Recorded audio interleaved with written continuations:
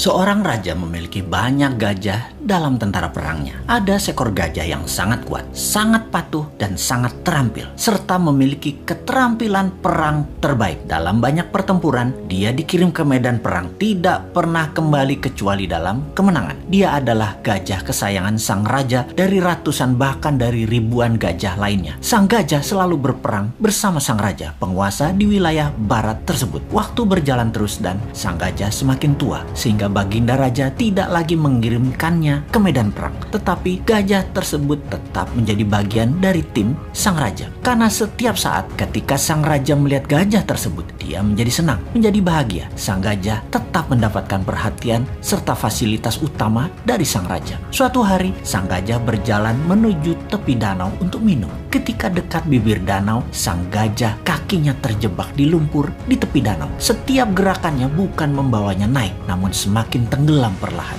Dia terus berusaha, namun dia tetap tidak bisa mengangkat kakinya dari lumpur. Beberapa orang melihat usaha sang gajah dan tahu bahwa gajah tersebut dalam masalah besar dari nada suara teriakan belalainya. Dan berita ini pun tersebar cepat sampai akhirnya ke telinga sang raja. Semua orang panik karena tahu gajah ini kesayangan raja. Raja pun bergegas ke lokasi, melihat gajah tadi terus tenggelam perlahan tanpa daya. Sang raja memerintahkan semua orang di sekitar membantu mengangkat gajah tersebut. Mereka menggunakan berbagai cara untuk mengangkat gajah tersebut, namun tetap tidak bisa terangkat.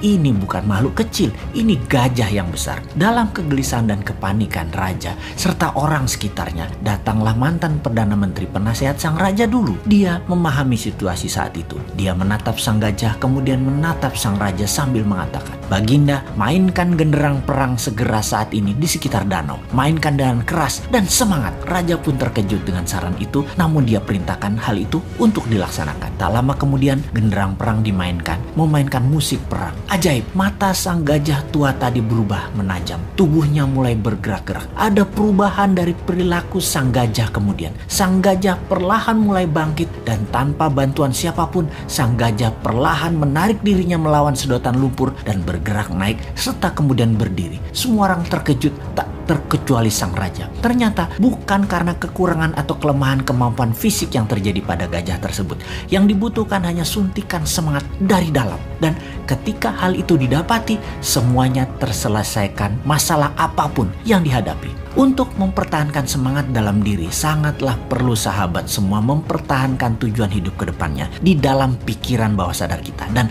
jangan pernah ada rasa kalah atau menyerah dalam diri kita.